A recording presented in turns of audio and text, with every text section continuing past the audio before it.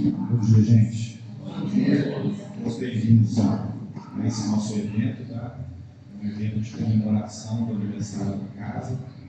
E a gente trouxe a pessoa mais pedida do Eneri, que é o Gustavo Ramalho. O Gustavo Ramalho já trabalhador da região, né? Hoje mora em Lafayette, já trabalha há muitos anos e todo Eneri a gente convida ele aceita esse convite nosso. A gente agradece a presença do Gustavo e de todos vocês.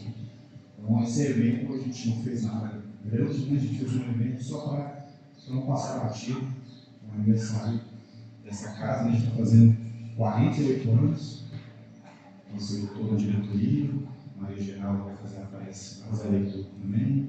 O Miriam vai fazer a apresentação do programa do dia, da agenda do dia. Infelizmente, a Adriana não pode estar aqui hoje, tem que fazer parte dessa diretoria, mas é um trabalho de todos da casa, tem diversos trabalhadores. Eu fico brincando, mas é só o CPF para ser preso. O resto, todo mundo tem que ir trabalhar, porque a gente não vai dar conta dessas coisas. Então, de novo, agradecer a presença de todos, tá? A Maria Geralda fazer uma leitura e aí eu passo por ele, na sequência, o Gustavo vai fazer o seminário. Se tiver perguntas durante o evento, só pedir para a gente botar o microfone, para esperar, a gente grava o microfone e vai gravar. Muita gente pediu para a gente gravar, tá? Depois a gente vai gravar no YouTube, a gente fez essa colaboração, a gente vai fazer a leitura, e muita gente quer fazer a leitura, tá bom? Bom dia a todos. A leitura de hoje é do livro 6 atributos do Espírito Emmanuel Chico Xavier. É a lição 28, estado mental. E vos renoveis no estado do vosso sentido. Das cartas de Paulo a Efésios 4:23. A carga de condições menos felizes que trazemos de vidas passadas pode comumente acarretar-nos difíceis provações e privações de caráter negativo quando de nossa permanência na Terra. Provavelmente, não teremos a equipe familiar tão unida como desejaríamos, e nem contamos ainda com os ideais de elevação em todos os seres queridos, segundo as nossas aspirações. A atividade profissional, com muita frequência, não é aquela que mais se nos harmoniza com o modo de ser. Porquanto, em muitos lances da experiência, somos forçados à execução de tarefas menos agradáveis para a regeneração de nossos impulsos inferiores. A situação social, vastas vezes, não é a que sonhamos, uma vez que múltiplas circunstâncias nos impelem a realizar cursos de paciência e de humildade no anonimato educativo. Obstáculos de ordem econômica, em muitos casos, se erigem como cárceres de contratempos incessantes, nos quais devemos praticar o respeito aos bens da vida, aprendendo a usá-los sem abuso e sem desperdício.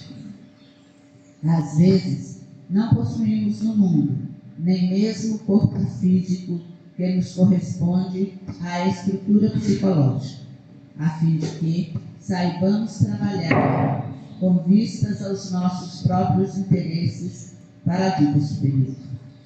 Indiscutivelmente, nem sempre conseguimos eleger as ocorrências que nos favorecem os melhores desejos, mas podemos, em qualquer posição, escolher um estado mental justo para aceitá-los com a possibilidade de convertê-las em trilhas de acesso ao infinito bem.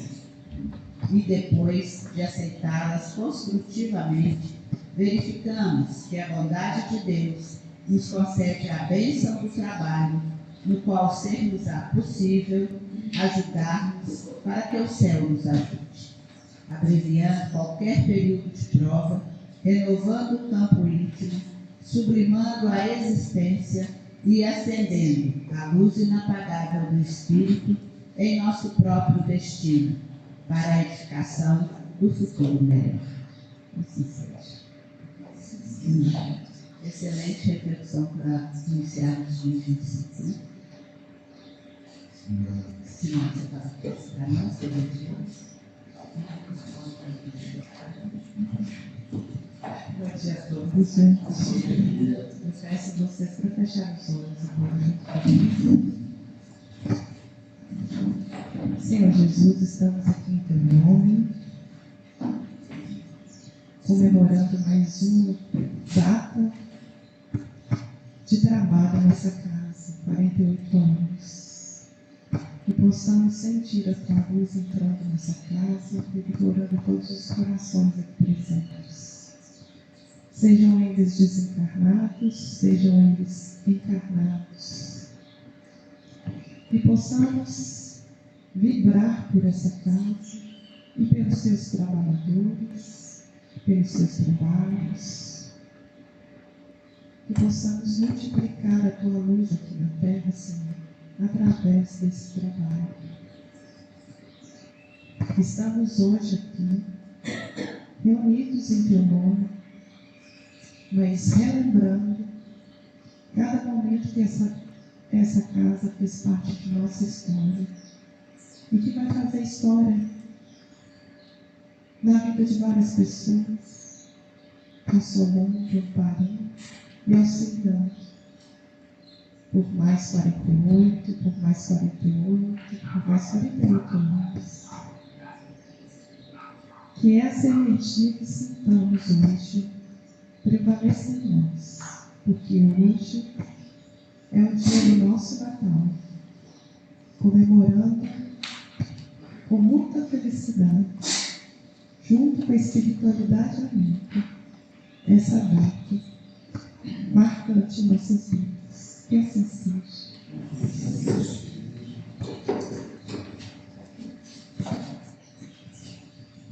Bom dia a todos. Aproveitar essa oportunidade para agradecer a Deus, a Jesus, a Maria e na pessoa dos espíritos Cabo Maciel, José e de Domingos Vidal, que são os pioneiros dessa casa e que com certeza estão conosco hoje aqui nessa celebração. Agradecer também ao Gustavo Ramalho, que é um líder de movimento do movimento, que dispensa apresentações, mas a gente possa sempre destacar o seu trabalho junto aos irmãos de Barbacena, cidade conhecida por acolhimento das pessoas com transtornos mentais, onde ele faz um trabalho magnífico de criar as condições confortáveis para que esses espíritos possam vencer esses obstáculos para os quais eles se propuseram nessa existência na face da Terra. Então, a cada um de nós fica a mensagem de que a gente precisa, nos lugares onde nós estamos, criar as condições para que tanto os mais simples, os mais humildes, como também aqueles mais abastados, possam ter condições de cumprir a sua tarefa da experiência naquela condição para a qual escolheu estar na Terra. Então, Gustavo Ramalho vai trazer para a gente o tema Espiritismo e Psicodinâmica do Acolhimento Fraterno à Desobsessão. E, quando for lá mais ou menos pelas 10h15, a gente vai ter um momento de confraternização, a gente reabastecer as nossas energias materiais e voltar para o segundo tempo, com a proposta de término às 11h45. Gustavo, por favor. Obrigado. Nós aqui agradecemos. Obrigado, irmão. Se pode, né?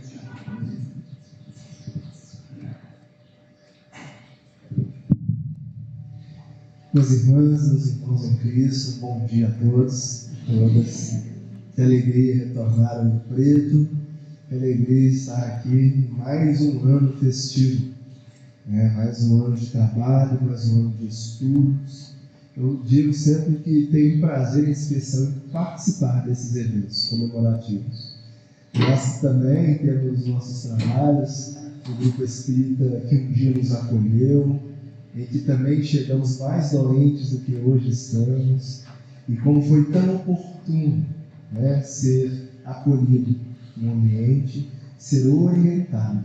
Então, sempre que nós pensamos em um ano de trabalho, nós rememoramos quantas almas aqui chegaram, das duas dimensões da vida.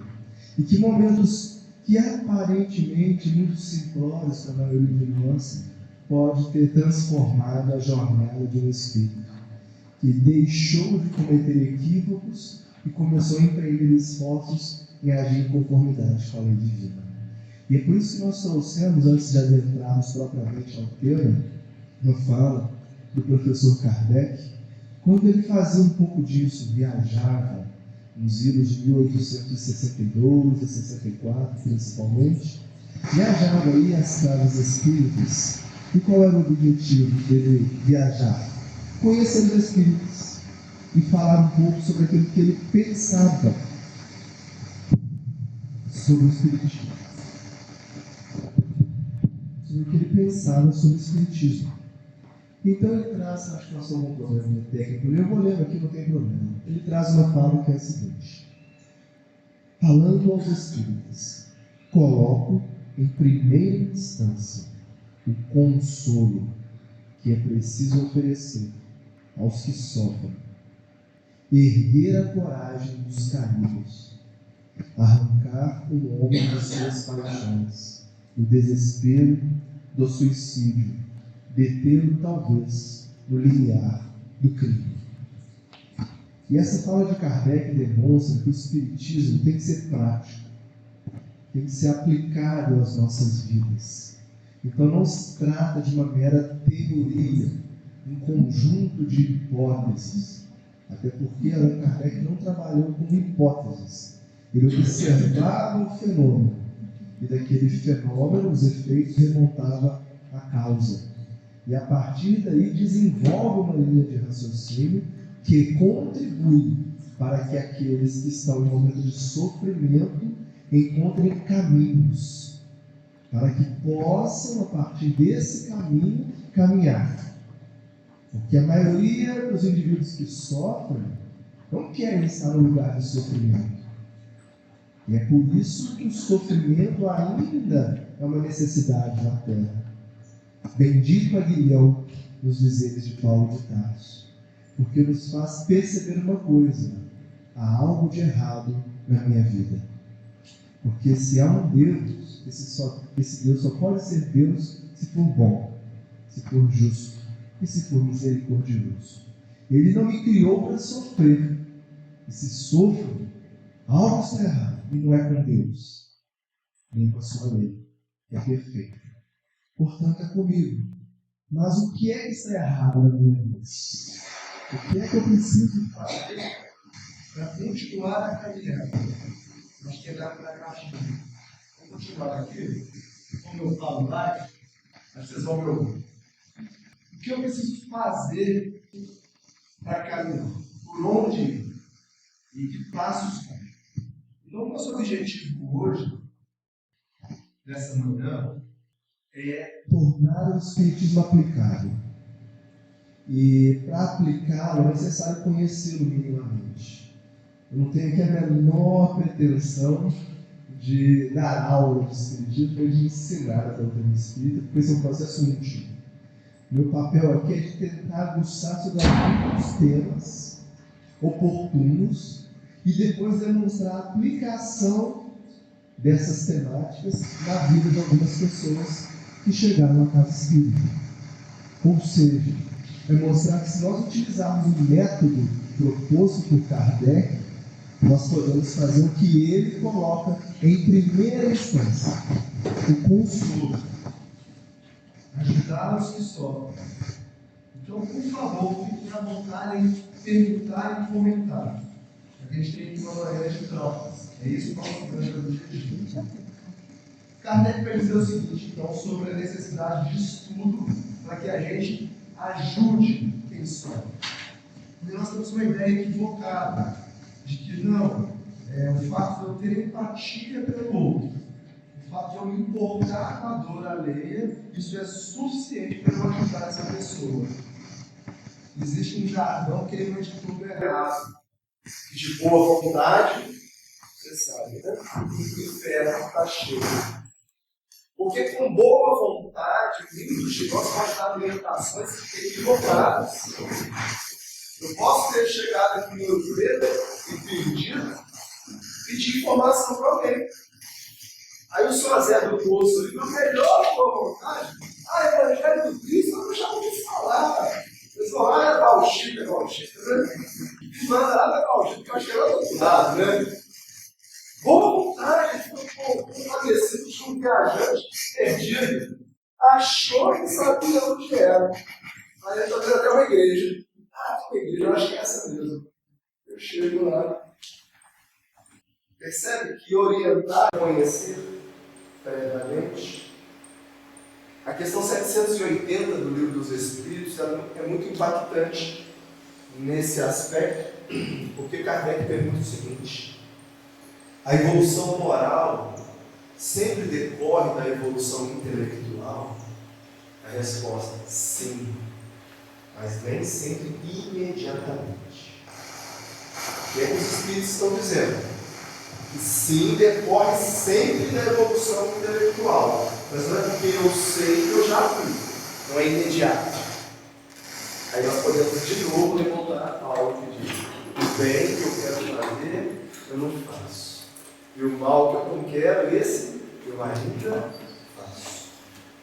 Então nós vamos entender que há níveis para a evolução. Não é à toa que dizem evolução intelecto moral. Quem criou esse jargão leu a questão 780 e entendeu. Então, o conhecimento é fundamental. E hoje, principalmente nesse primeiro momento, nós vamos nos nutrir de conhecimento. Aquilo que é possível no tempo, obviamente. Então, Kardec diz assim: a verdadeira doutrina espírita está no ensino que os espíritos deram. E os conhecimentos que esse ensino comporta são por demais profundos e extensos para serem adquiridos de qualquer modo, que não por um estudo perseverante. Então, o Kardec diz o seguinte: olha, estudar Espiritismo não é um brinquedo, não é fácil, não é simples, mas não é impossível e nem é exclusivo para determinadas pessoas com determinadas capacidades cognitivas. É para todo mundo que querer estudar de forma perseverante e meditar no silêncio sobre o que estuda. Então não dá para se aprender a brincar. É o ensino dos espíritos. E é por isso que o Gustavo, qualquer orador espírita, quando vem falar em uma casa espírita sobre espiritismo, traz as orientações dos espíritos, da doutrina espírita, e não a opinião que a gente vai guardar para conversas particulares, para momentos fraternos, e não para uma exposição numa casa espírita, para um momento de estudos.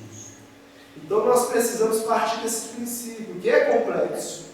Então, não me julguem nem me condenem. Eu preciso trazer um pouco dessa complexidade no início, para que a prática, que é ajudar quem chega aqui sofrendo, seja firme.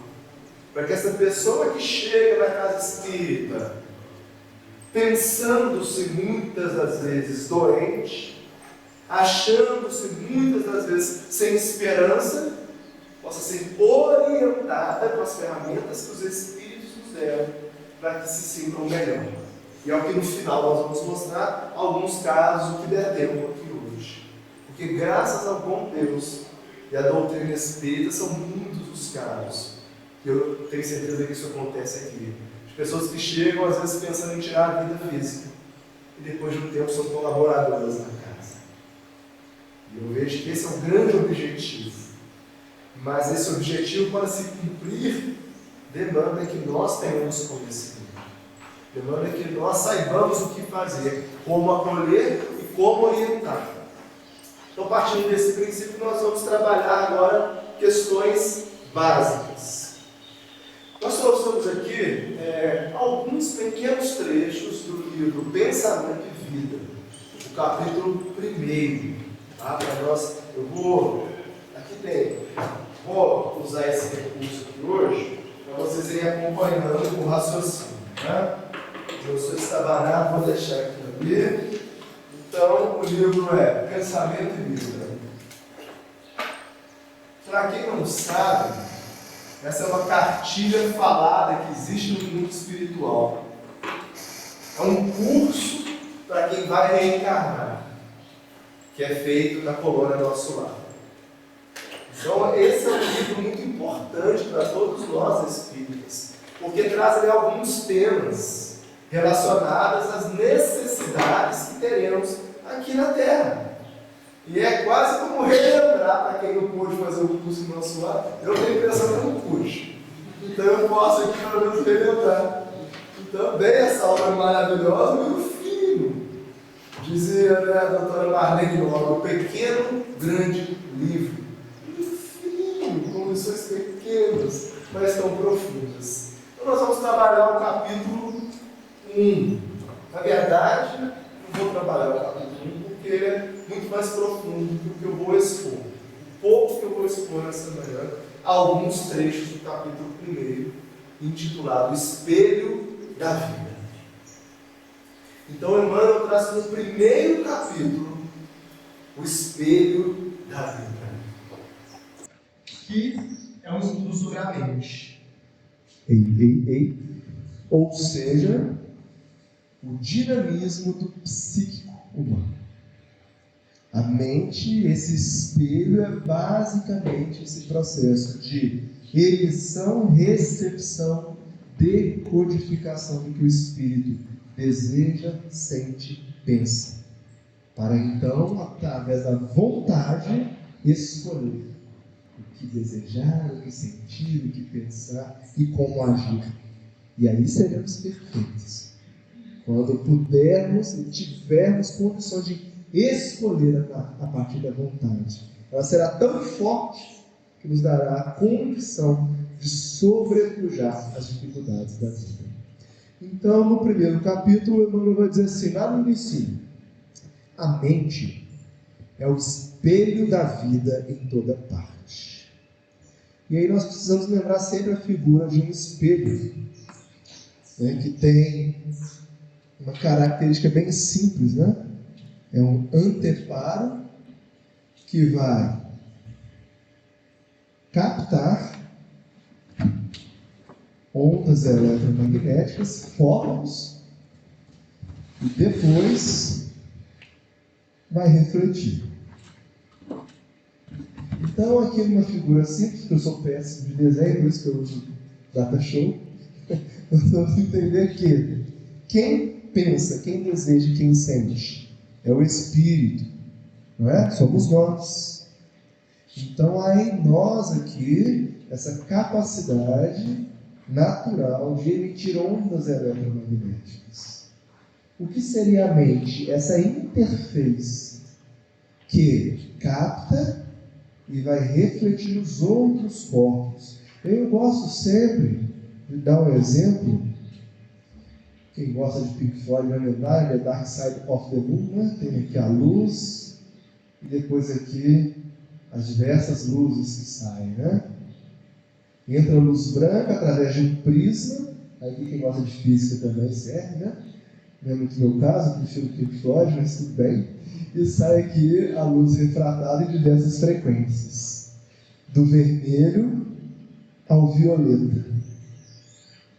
O que muda? O arco-íris, exatamente, se chama tão bonito, né? O que muda? Quando a luz branca adentra o prisma, que é uma espécie de espelho, porque refrata a luz, o que sai são frequências diferentes da mesma luz branca. Mas são os mesmos fótons. Não é outra substância que faça com que a luz fique azul, vermelha, verde, violeta. O que muda é a frequência vibracional. Essa é a analogia de Emmanuel, como disse, que a mente é o espelho da vida. E hoje nós temos um ótimo exemplo. Imagina que o meu notebook é um espírito. Então ele tem desejo, sentimento, pensamento, ele quer mostrar a tela para vocês. Para que a tela seja refletida aqui, é necessário uma interface. O bendito data show que está dando problema. Então, quando há um problema na expressão do Espírito, o problema não é o Espírito. Por isso que Jesus diz: o Espírito está pronto. O problema é onde? Nessa interface que liga ao data show para que o Espírito seja projetado. Então, mundo espiritual, mundo material. Quando nós temos distonias, deformidades, transtornos, significa que há um probleminha entre o espírito emissor, fulcro emissor, e as estruturas que fazem o espírito se projetar no mundo material. Porque isso aqui é uma projeção da gente. E a gente acha que isso aqui é a realidade, né? Porque eu pego, né? A terra, beijo, abraço, é real. E essa é a grande ilusão da vida. Achar que o que é real é o que é palpável. Isso é só uma expressão do que é real. Porque quando Emmanuel disse que a mente é o espelho da vida, ele diz o seguinte: quem tem vida é o espírito. O espírito anima o corpo.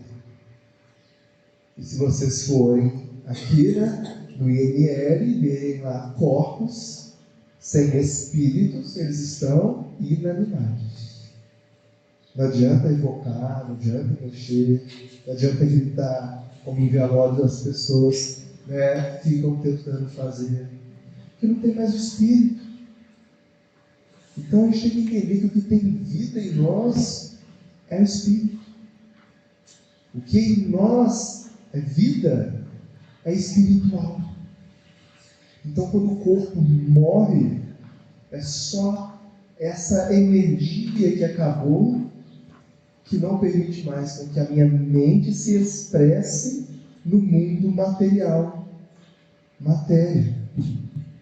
Aqui acaba.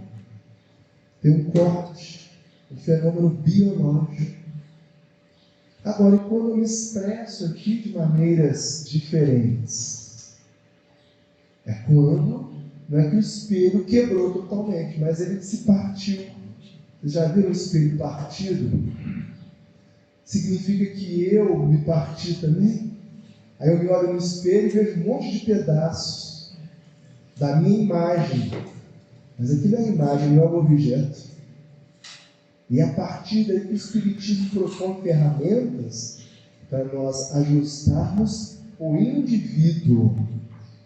Agirmos no campo espiritual. Porque para agir nesse campo, existem as ciências humanas. Mas esse é o campo do efeito.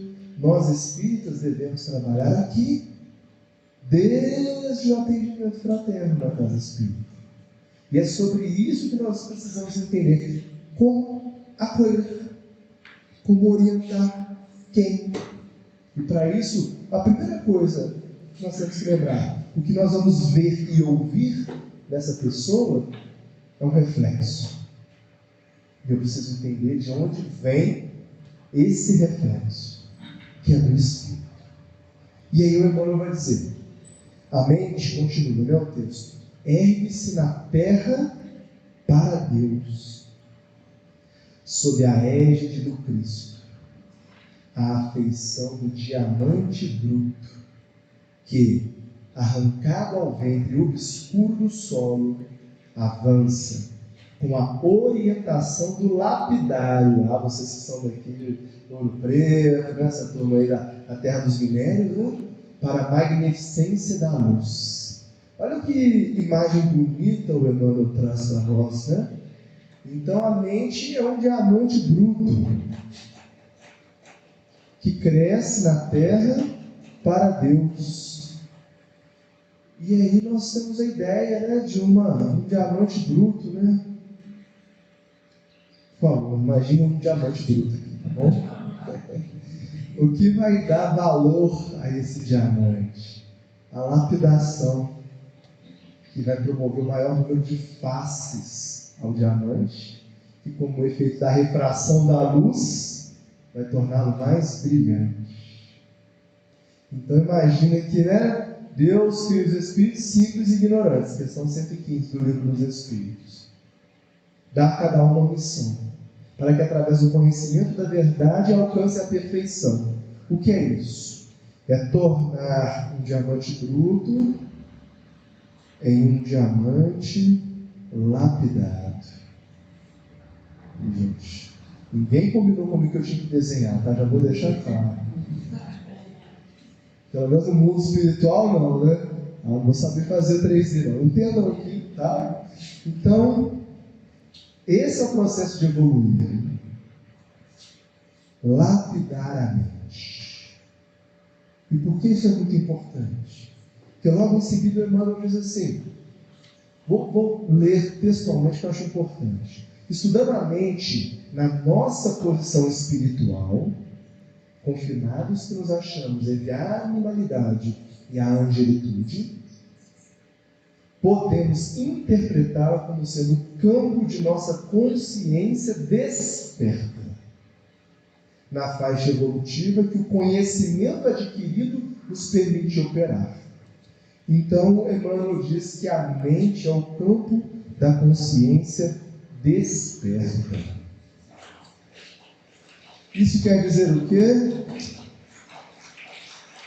Não é porque a lei divina está inscrita em minha consciência, questão 620, não é? E 1 do Livro dos Espíritos, que eu sei tudo. Porque se existe um campo de consciência desperta,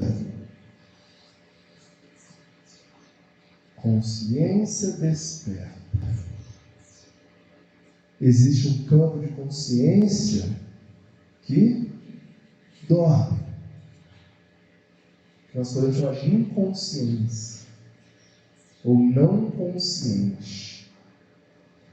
O que é a mente? É um processo de hipertrofia, de lapidação, em que eu desperto a minha consciência, em que eu me torno consciente da lei divina que está inscrita em minha consciência. Não basta estar escrito, eu tenho que saber. Deus me cria, e aqui está escrito em minha consciência, no livro da vida, as suas leis. E aí, por isso o pessoal não quer ficar na frente dele, né? Eu entrego o livro para minha amiga e peço a ela, por favor, me fala o que está escrito na página 50, sem abrir o livro. Entende? O que você tem que fazer para falar? Abrir e ler. Então, o fato da lei divina estar aqui não significa que eu conheça. Eu preciso ler o livro da vida, lapidar esse diamante bruto que é a mente. Então, sendo a mente o campo desperto da consciência que atua na área do conhecimento que eu já possuo, conhecereis a verdade, até que um dia mente incorpore, ou seja, todo o psiquismo do espírito. E aí nós alcançaremos a perfeição. Porque seremos perfeitos. Para quem não sabe, vou dar uma boa notícia. É só ler a questão 115 do Livro dos Espíritos. Eu acabei de dizer. Através do conhecimento alcançará a perfeição. Seremos Cristos. Pare para pensar nisso. Que essa reunião aqui daqui a alguns milhões de anos vai ser o sol de algum sistema solar aí, que nós vamos co-criar com Deus orbes, planetas. Porque Deus não cria constantemente, desde sempre. Não é à toa que hoje a ciência vai percebendo que o universo está se expandindo, embora não perceba nem as limitações desse universo, porque ele é infinito. Isso confunde na nossa cabeça. Cartesiano, ou seja, entender o psicodinamismo, a psicodinâmica, é entender sobre evolução. E aí tem algo muito importante no atendimento fraterno. É quando chega alguém com uma dor quando chega alguém com um problema, quando chega alguém com uma visão de vida, é porque ela ainda tem uma mente desperta em um nível X. Então chega alguém aqui dizendo o seguinte: olha, eu já recebi atendimento assim, eu vou me matar porque meu pai não aceita que eu namore. Essa é a minha vontade. E aí nós vamos dar aquele discurso moralista, vamos tentar entender por que se matar para essa pessoa é a solução. Por que para ela, a vida dela vale tão pouco, a ponto dela fugir pela rota do suicídio por uma questão que tem outras questões além. Aí entra o espírito. De onde vem esse desejo do autoextermínio? Será que essa é a verdadeira motivação ou é só uma desculpa? E por que existe esse desejo? Porque para alguém, não é que acredita, que sabe, alguém que sabe que é imortal, acabar com a vida do corpo físico não faz sentido. Eu estou falando de fé. Pelo menos não a fé no conceito normal. Estou falando de fé raciocinada. A fé do Espírito. Então eu preciso despertar aquela consciência para o fato de que ela é imortal. E aí ela pode dizer um monte de coisa, menos que quando eu cometer suicídio, meus problemas vão acabar.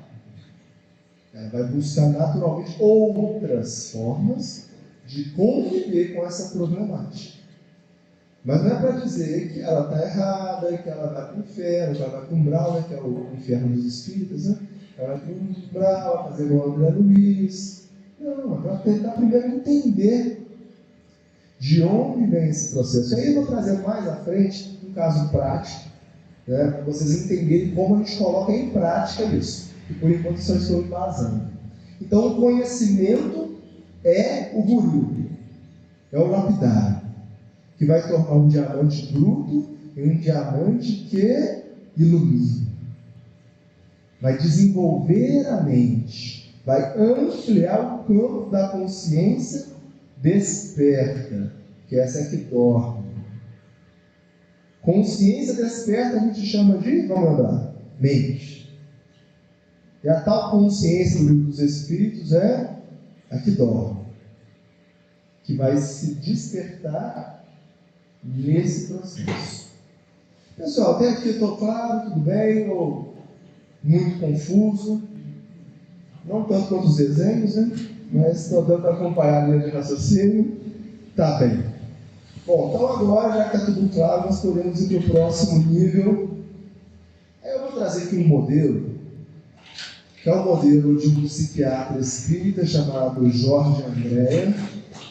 Ele estudou o psiquismo humano, provavelmente, não só nessa última reencarnação, e observando a sua clínica psiquiátrica e estudando as obras espíritas, em especial as obras de André Luiz, ele desenvolveu um modelo, né? Um modelo chamado septenário, que tem, vocês vão fazer desenhar isso hoje, em 7 camadas, 1, 2, 3, 4, 5, vai ficar curtinho as últimas vezes.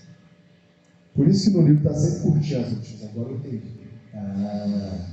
Então tem um livro chamado Correlações Espíritos-Matéria, só para vocês terem uma ideia, em que o Jorge Andréa ele traz as 7 estruturas do psiquismo humano. Tá, aqui está correlações, para quem quiser depois pegar. Espírito.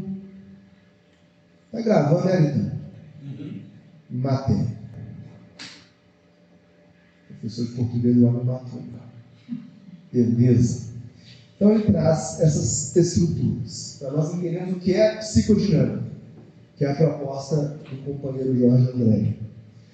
Então ele vai dizer que essas estruturas são o espelho da vida. Ele traz um complexo aqui maior, estudando Emmanuel, inclusive. Então ele vai dizer que essa estrutura que mais concentra, que é o chamado inconsciente puro, inconsciente puro. Aqui é o self da Joana de Ângeles. É o espírito. Aqui é onde nós estamos prontos. É a consciência que vai despertar até atingir a perfeição. Quando mente e consciência serão um só, isso é perfeição. É a parte incorruptível. É a parte que não adoece, é a parte que Jesus diz: vós sois deuses.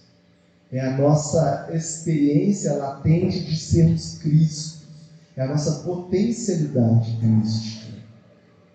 É o nosso futuro, engraçado, né? Esse é o nosso futuro. É onde chegaremos. Aqui nada que é contrário à lei divina chega. Só adentra essa estrutura que está em acordo com a lei divina. E aí o Emmanuel, quando lá no livro Consolador, questão 93, diz o seguinte: saúde para nós é a perfeita harmonia da alma. Ele está dizendo o seguinte: que quando as nossas ações no mundo externo aqui,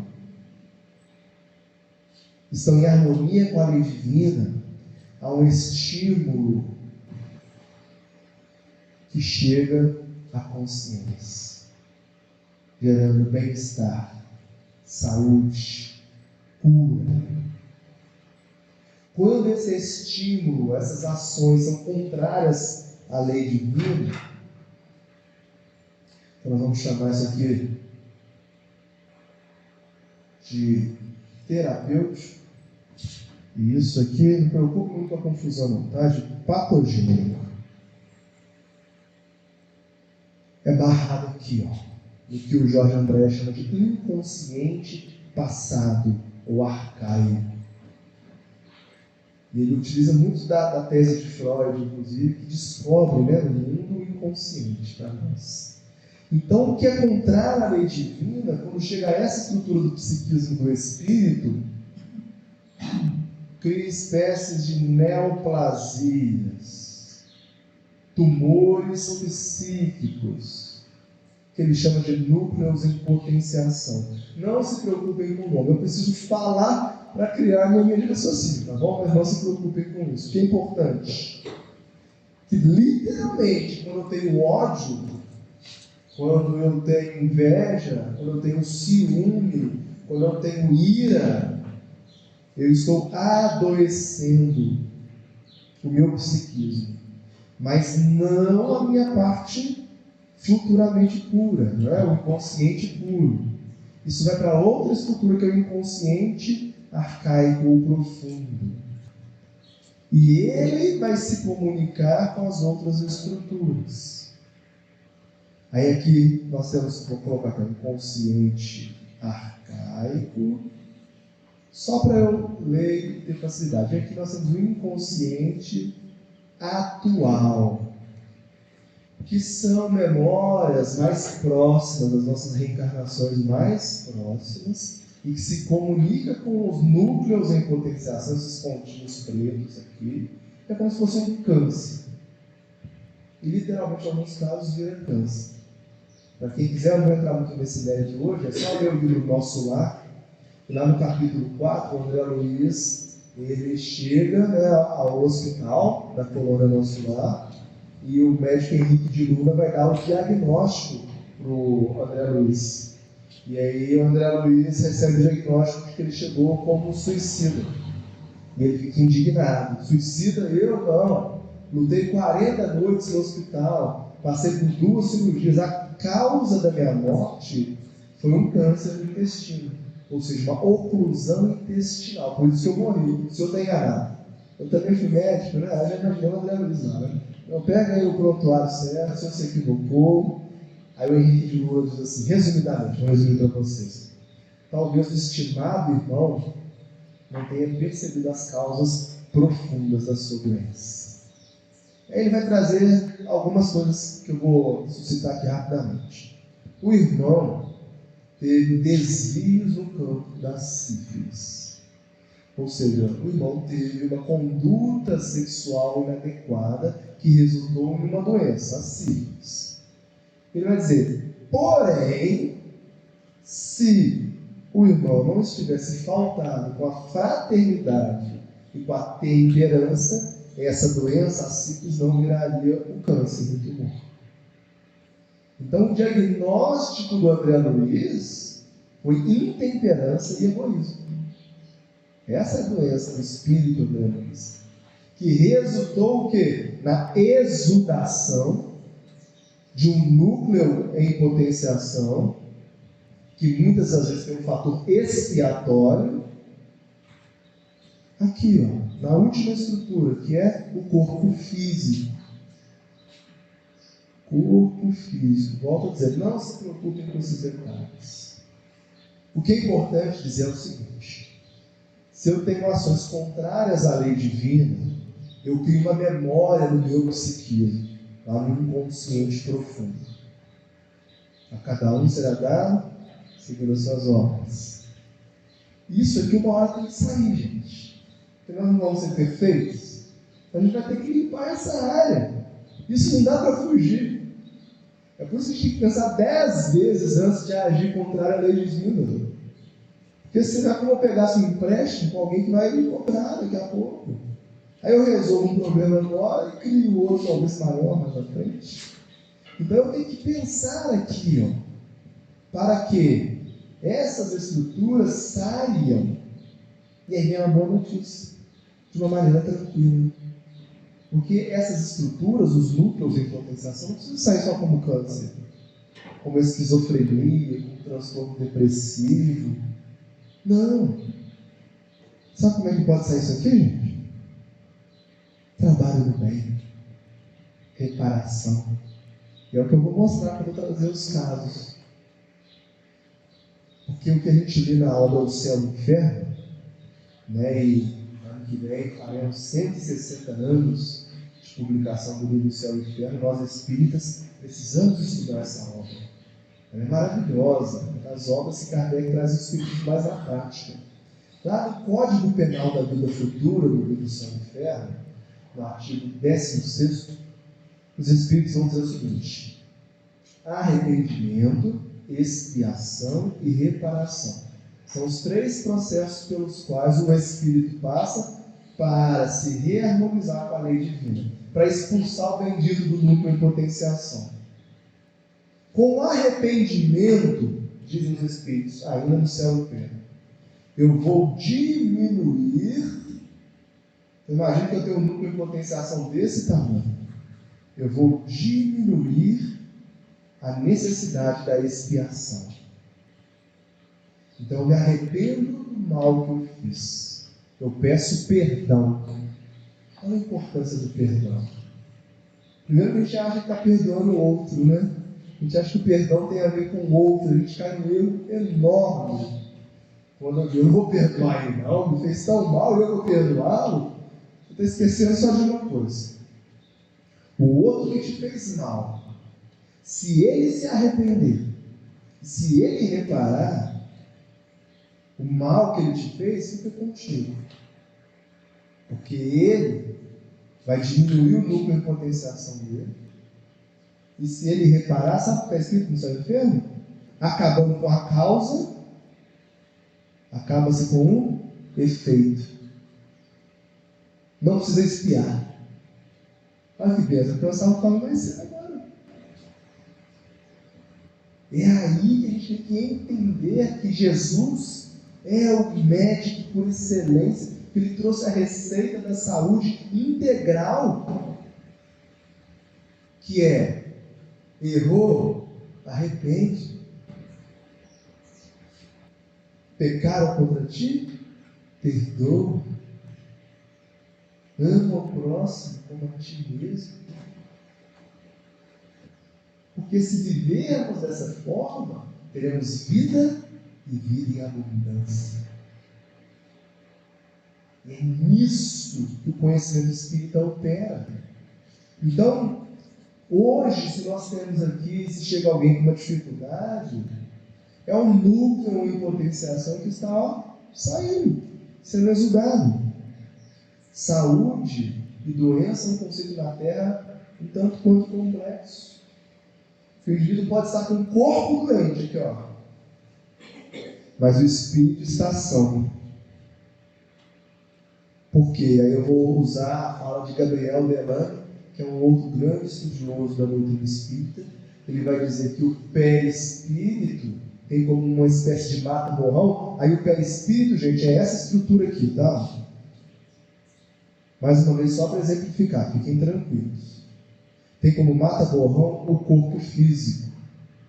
Essa estrutura aqui, só para quem está curioso, seria o duplo etéreo. Eu não vou nem entrar no mérito hoje. Então, o que é o mata-borrão? Um escoamento do que está doente aqui, que advém do corpo mental, esse seria o corpo mental, que advém das estruturas do inconsciente, puro, arcaico e atual. Então, meu corpo mental é quem preside a formação do corpo perispiritual. Isso está no livro Evolução em 2 Mundos, no capítulo 2. André Luiz diz assim: para estudarmos o psicossoma ou o perispírito, primeiro é importante notar o seguinte: ele, o perispírito, não é um reflexo do corpo físico, mas é o corpo físico quem o reflete. Então, nosso corpo físico é um reflexo do perispírito, que tem por conseguinte no corpo mental aquele que preside a sua formação. Então, o nosso perispírito, ele é formado pela mente. O que é a mente? O espelho da vida. Aqui o espírito. Então, nós refletimos o espírito. Aí o Jorge André didaticamente divide. O corpo mental para cá é a forma de expressão, é o espelho refletindo. Do corpo mental para as estruturas do inconsciente, é o corpo mental, o espelho da vida captando o que vem do espírito. A depender do que nós emanamos aqui, porque se tem as forças centrípetas, né, de fora para dentro, existem as forças centrífugas, de dentro para fora, o que eu desejo, o que eu sinto, o que eu penso. Então, se eu desejo, sinto e penso coisas positivas, eu estou saneando essa região. E o contrário é verdadeiro. Porque senão eu acho que só o mundo vai criar em mim doença, patologia, dor e sofrimento. Mas se o mundo cria para mim uma experiência, aqui ó, patogênica, ou seja, alguém me trai. Está aqui o estímulo, ó, bum, traição. Chegou lá no meu inconsciente arcaico. O que tem nesse inconsciente arcaico? O que são os núcleos em potenciação? São os arquétipos, os dizeres de Jorge André. Então, aqui tem, sabe quem? O rei. E o que o rei fazia quando era traído? Mandava matar. Então, o rei vai receber esse influxo. Quem é ela para me trair ao feminicídio? Quem é uma mulher fazer isso comigo? E tem o contrário também, porque tem um monte de espíritos hoje reencarnados no gênero feminino. Então, eu quero dar um exemplo. Chegou aqui, deu vontade de matar. Esse não é o problema. Esse é o diagnóstico. Essa é a solução. Eu senti ira. Eu senti ódio. Eu senti ciúmes. Eu senti preguiça. Eu domingo de manhã, eu lá na casa assim, eu até gosto de estar, mas minha cama está boa. Esse não é o problema, gente. O problema é o que eu vou fazer a partir disso. Aí entra a vontade. Porque se eu recebo esse fluxo patogênico e eu devolvo como? Eu vou perdoar. Posso não conviver mais, posso não amar mais, mas eu não quero mal. Não desejo mal, nem vou ficar feliz com o mal na vida dessa pessoa. Ela siga a vida dela, eu siga a minha, em paz. E alguns sublimam a ponto de continuar. Não vou entrar nesse momento. A questão é, o mundo vai nos oferecer estímulos que vai chegar lá no inconsciente. Por isso é inconsciente. Eu não sei porque eu reagi ao meu pai, que não quis que eu namorasse, com ideia de suicídio. E a pessoa diz, eu não sei porquê, mas eu não quero mais viver. Eu sei que parece besteira, eu tenho até vergonha de te falar isso, mas é o que eu estou sentindo. Olha que bonito quando a pessoa se permite dizer. Aí vem a catarse, né? Nas psicoterapias. A pessoa de repente deita ali e chora, e sabe por quê? Chora, aí você fica ali ouvindo o choro. 15 minutos, 20 minutos, sem dar conselho, sem perguntar por quê. Só chora, meu filho. Está precisando chorar? Está tudo bem. Eu acolho esse choro. A pessoa chegar e grita, e revolta. Deixa eu sair, depois a gente conversa sobre isso, mas agora deixa. É isso aqui, ó. Houve algum estímulo do mundo que gerou naquela pessoa uma resposta. E qual o papel do colaborador? Da casa espírita, inclusive. Deixar a pessoa à vontade para dizer isso. Eu sinto ódio. Às vezes, né, viajando por aí, eu conto com alguns companheiros de movimento espírita, dizendo, poxa, Gustavo, estou desanimado. Pensando em parar de fazer palestra, a vida inteira. Pessoas com um trabalho assim, maravilhoso, que eu vejo assim, um trabalho muito importante. E aí a gente vê isso, né? Está acontecendo algo nesse processo. Agora eu preciso reagir. Essa é a psicodinâmica. É entender que, independente do que o mundo faça comigo, eu preciso desenvolver a habilidade de responder ao mundo de acordo com o que eu sei que é correto. Ou seja, eu sei que preciso perdoar. Não consigo, mas eu sei que preciso. Eu sei que preciso estudar, eu sei que preciso trabalhar. E aí nós vamos diluindo tais mundos, que na hora que a gente for para a prática vai ficar mais fácil.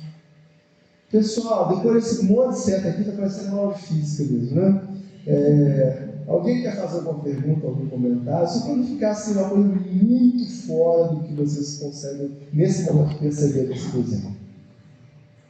Às vezes não dá nem para perguntar, né? Eu sei como é. Às vezes o primeiro contato com esses estudos são complexos mesmo. Estudar a mente, por isso que a mensagem do Emmanuel ela é muito profunda. Por isso que eu disse lá no início, eu não tenho a pretensão aqui de estudar essa mensagem com vocês, mas de fazer alguns apontamentos. A nossa irmã ali quer fazer um comentário. Fica à vontade, irmão. O corpo mental. Fica à vontade. Bom dia, prazer, Gustavo. Neuza, o corpo mental, você falou que ele se expressa externamente naquelas camadas mais externas, e para dentro seriam as duas que faltam, mas seria um desdobramento também do corpo mental, não é isso? Ótima pergunta, amigo. Então vamos usar aqui essa parte de cima. Então nós temos aqui, ó, inconsciente puro, inconsciente arcaico, atual, e aqui nós temos o corpo mental. Daqui para lá é o corpo mental, ouço vozes. Só eu ouço ou não? Então tá bom. Às vezes a gente fica preocupado com isso aí, né? Só eu sou ouvindo, sinal. O corpo mental para o externo, para as camadas mais exteriores, é o reflexo, olha o espelho, a ideia do Emmanuel, daquilo que é captado das estruturas do inconsciente. Então, o corpo mental, ele é formado pela parte desperta da consciência, que é a mente, lembra? Vamos juntar esses pedacinhos. A mente é o campo desperto da consciência. Então, tudo isso aqui são estruturas do inconsciente, que conforme a consciência, o consciente puro, nos dizeres do Jorge André, são muitos nomes mesmo, eu sei, podia dar um nome só para tudo, né? O André Luiz chama o perispírito de psicossoma, a Joana chama de modelo organizador biológico, o Guimarães de Andrade também, mas é o espírito tentando decodificar o seu pensamento. Ele quer dizer uma coisa, porque perispírito, gente, que o próprio Kardec deixou claro, não é uma coisa só. É um conjunto de ideias, de corpos.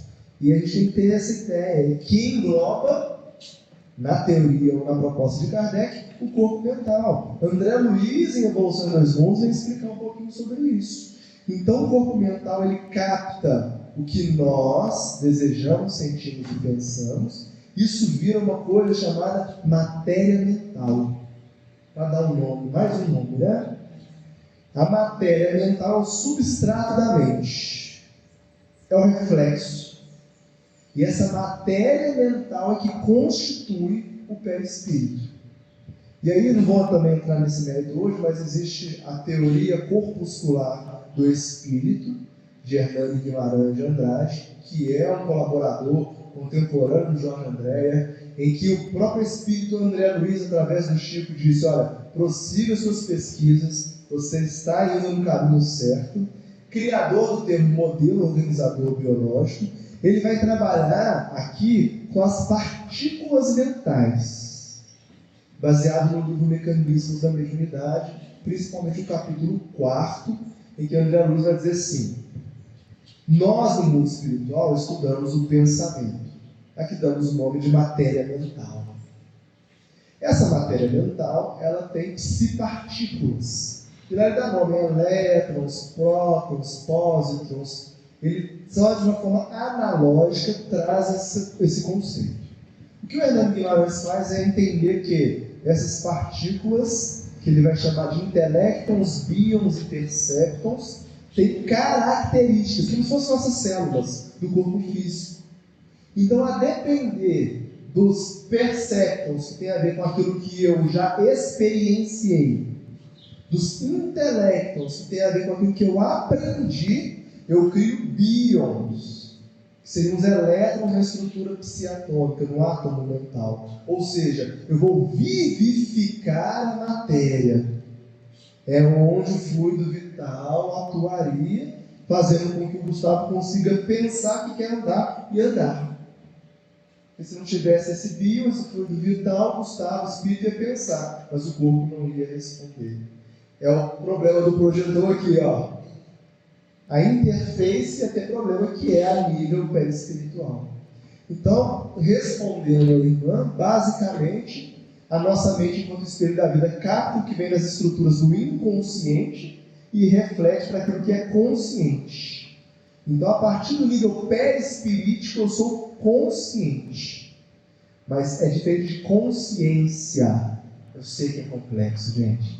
Eu sei que são muitos detalhes. Por isso que eu trouxe a fala de Kardec. Eu escolho no órgão, eu não sou bobo nada, né? O que Kardec falou? O estudo como espiritismo é complexo, é exigente, não se dá a aprender de uma forma rápida. Eu não sou bobo, eu já trouxe a tese que me protege aqui, né? Mas tudo isso, volto a dizer, não é para a gente aprender agora. Para a gente perceber que existe, saber que existe, e que a partir do estudo, na prática, eu vou conseguir fazer o que Kardec coloca em primeiro lugar. Fora da caridade na salvação. Ajudar quem está doente. Estudando isso. Não é assim, gente. Não é? Passei aqui por um posto médico, né? O camarada, para ser médico, ele não tem que estudar tantos anos. Porque aposto que se você estiver tendo um infarto, a Dona Maria, boazinha, não vai ser a primeira pessoa que você vai chamar. Não vai ser o cardiologista. Estão entendendo? E nós espíritas somos cientistas da alma. É uma ciência. Porque a Dona Maria pode achar que está tudo bem comigo e falar: não, toma alguma coisa aí, um copo de água, se melhor, deita. Na melhor da vontade eu posso desencarnar. Percebe que é uma responsabilidade do trabalhador espírita ter determinados conhecimentos. Não estou falando que para fazer atendimento fraterno tem que entender tudo isso, não estou falando.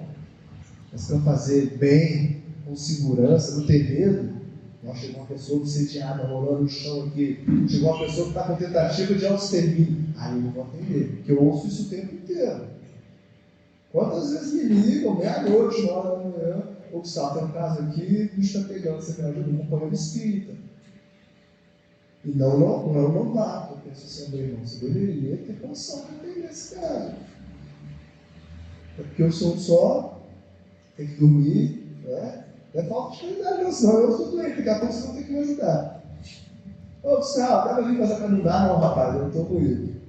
Estou aqui detonado, estou desidratado, desnutrido e tudo mais. Embora o trabalho seja uma bênção, nós temos que ter esse cuidado. Por isso que é importante, ó.